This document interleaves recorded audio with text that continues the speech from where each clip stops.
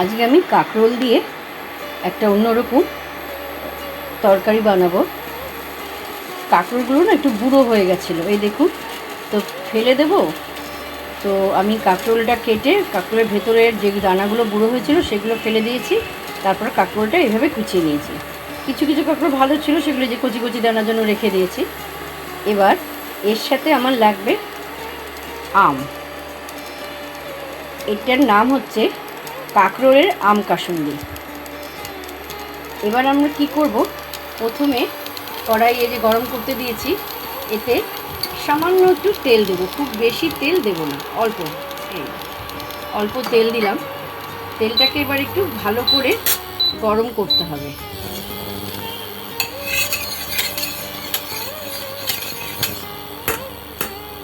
তেলটা ভালো হয়ে গরম হয়ে আসলে এতে আমরা প্রথমে দেব অল্প সর্ষে ফোড়ন। তেলটা গরম হয়ে গেছে, দিয়ে ধুঁয়ো বেরোচ্ছে, আমি সর্ষে ফোড়ন দিয়ে দিলাম অল্প করে। সর্ষে দেওয়ার পর এই কেটে রাখা কাঁকরোলটা পুরোটা দিয়ে দিলাম। কাঁকরোলটা দিয়ে এবার আমাকে একটু নাড়াচাড়া করে নিতে হবে। একটা নাড়াচাড়া করছি। এবার কাঁকরোলের মধ্যে সামান্য একটু হলুদ দিয়ে দেবো। আর এটার মধ্যে খুব একটা বেশি কিছু মশলা পড়ে না। এই হলুদ দিলাম, হলুদ দিয়ে আবার একটু নেড়ে দিচ্ছি। আর কাঁকরোলটা তো খুব কড়া করে ভাজতে হবে এমন না, অল্প হালকা করে ভেজে নিতে হবে। এটা যে আধা আধা ভাজা হয়ে আসলো, এবার আমাকে এতে দিতে হবে ওই আমটা যে কুচিয়ে রেখেছি। একটা ছোট্ট, মানে আমার যেহেতু অল্প কাঁকরোল পরিমাণটা নিয়েছি, কাঁকরোলটা আধা আধা ভাজা হয়ে এসছে। এবার এতে আমি ওই কুচনো আমটা দিয়ে দেবো। এবার কাঁকরোলের যেই পরিমাণ নেব সেই অনুপাতে আমাকে আমটা নিতে হবে। তো আমার এটা অল্প কাঁকরোল, তো আমি একটা আমে অর্ধেকটা নিয়েছি, পুরোটা নিইনি। এবার আম কুচানোটা দিয়ে দেবো এর মধ্যে। আম কুচানো দিয়ে দেওয়ার পর এতে সামান্য একটু নুন দেব। নুন দিয়ে, নুনটাও আমাদের স্বাদ অনুসারে, যে একটু যারা একটু কড়া নুন ভালোবাসে তারা একটু বেশি, যারা অল্প নুন ভালোবাসে অল্প, এই নুনটা স্বাদ অনুসারে। আবার তারপরে আবার আমটার উপরেও নুনটা নির্ভর করে। আমটা কেটে একটা কাঁচা খেয়ে নিতে হবে, কারণ কাঁচা আম সব আম তো সমান হয় না, কোনোটা বেশি টক হয়, কোনোটা কম টক হয়। যদি বেশি টক আম হয় তাহলে একটু নুনটা বেশি, আর কম টক আম হলে নুনের পরিমাণ একটু কম দিলে হবে।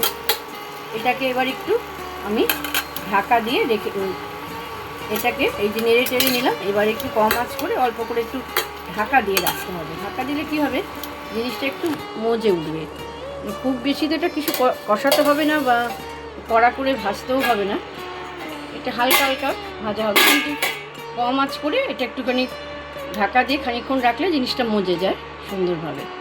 এবার দেখব আমার কাঁকরোলটা কিন্তু মজে উঠেছে। হ্যাঁ, আমার কাঁকরোল ভালোই ভাবে ভাজা ভাজার মতো হয়ে গেছে, মজে উঠেছে। এবার এতে আমি 1 চামচ লঙ্কা দেবো। এটা একটু ঝাল ঝাল ভালো লাগে খেতে, তবে ঝালটাও আপনাদের স্বাদ অনুসারে, যারা যেরকম ঝাল খেতে ভালোবাসে তারা সেরকম ঝাল দেবে। এখানে একটু টক নুন, মানে নোনতা নোনতা, তো তার সাথে একটু ঝাল ঝাল হলে ভালো লাগে, মানে একটু চটপটা হয় খেতে। এবার লঙ্কাটা দিয়ে আমি ভালো করে নেড়ে চেড়ে নিলাম। নাড়ার পর এবার এতে আমি দিয়ে দেবো কাসুন্দি। এই যে কাসুন্দিটাকে আমি একটু অল্প জলে গুলে রেখেছি। এই কাসুন্দিটাকে কারণ একটুখানি ঘন হয়ে যায়, তো থকথকে হয়, তো একটু জলে গুলে দিলে জিনিসটা একটু ভালো হয়। এবার এই কাসুন্দিটা আমি এটার মধ্যে ঢেলে দিচ্ছি। এই পুরোটা ঢেলে দিলাম। এবার এটাকে কম আঁচ করে দিতে হবে। কম আঁচ করে এটাকে এইভাবে আস্তে আস্তে নাড়তে হবে।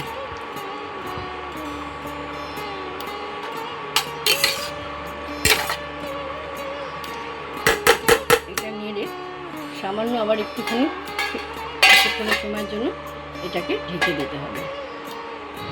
ঢাকা থাক, আস্তে আস্তে হোক কম আছে, 10-15 মিনিট। তারপর আবার ঢাকা খুলে দেখব কতদূর কী হলো। এবার আমি ঢাকনা খুলে দেখব আমার কাঁকরোল কতটা সিদ্ধ হয়ে গেছে। এই ঢাকনা খুলে নিলাম। হ্যাঁ, একদম সিদ্ধ হয়ে গেছে দেখে মনে হচ্ছে। এবার আমি একটু নেড়ে দেবো। এই তরকারিটা কিন্তু একদম মাখা মাখা হয়, মানে ঝোল ঝোল হবে না। জেনে নিয়েছি যে শুকনো শুকনো, এরকম শুকনো শুকনো হবে। শুকনো শুকনো হলেই খেতে ভালো লাগে, ঝোল ঝোল এটা খুব একটা ভালো লাগে না। এবার তরকারিটা পুরো হয়ে গেছে। এবার আমাকে এটাকে একটা বাসনে নামিয়ে নেব। একদম হয়ে গেছে, খুব সুন্দর। এবার আমি একটা বাসনে নামিয়ে নিচ্ছি। কাঁকরোলের আম কাসুন্দির তরকারি পুরো তৈরি। আমরা অনেক সময় এভাবে কাঁকরোল পেকে গেলে ফেলে দিই, পাকা পাকা হয়ে গেছে।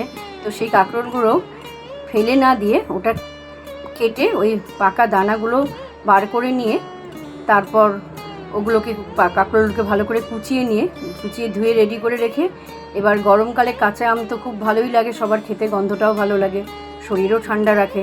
তো ওই কাঁচা আম কুচিয়ে রেখে এইভাবে আপনারা বাড়িতে কাঁকরোলের আম কাসুন্দির তরকারি বানিয়ে খান।